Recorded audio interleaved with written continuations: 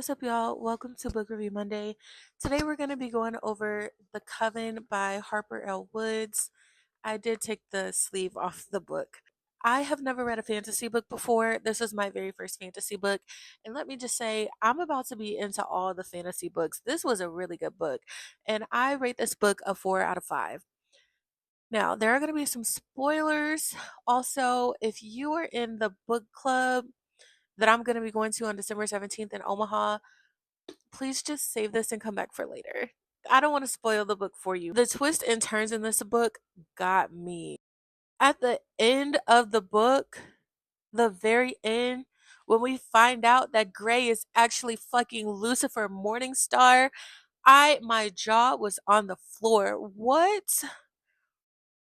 This entire time, and then she let Gray take her virginity. She gave her virginity to the devil, and then they were like, she was destined to be with him. She was born to be with him. They were already married, and she knew nothing about this. Ugh, that was the biggest plot twist that got me.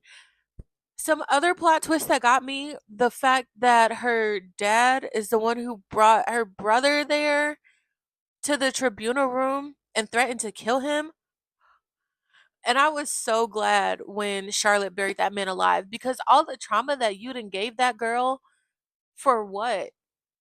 To get your sister back, and they didn't bring your sister back? Also, the two parts in the book that made me cry was at the beginning when they were trying to take her to the coven and they were at the bus stop and she had to say goodbye to her brother. I was boohooing, sobbing. Then when they were in the tribunal room and she had to say goodbye to her brother and he was crying, I was also crying my fucking eyes out. Those are the two parts in this book that I cried. With the killings of the two witches, where they took the heart and the liver, I I didn't guess that it was Gray, but I thought it was one of the vessels. I was like, it's either the vessels or the cursed that's the little creatures in the woods. It was either one of those.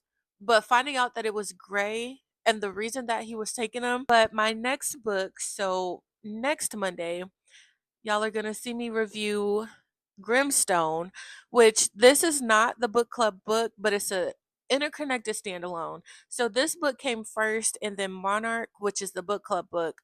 Monarch came next, but to my understanding, there are characters in Grimstone that are also appearing in Monarch. So I'm going to read this and get their backstory, and then I'm going to read Monarch. But stay tuned for Grimstone next Monday. I hope y'all are having a good Monday.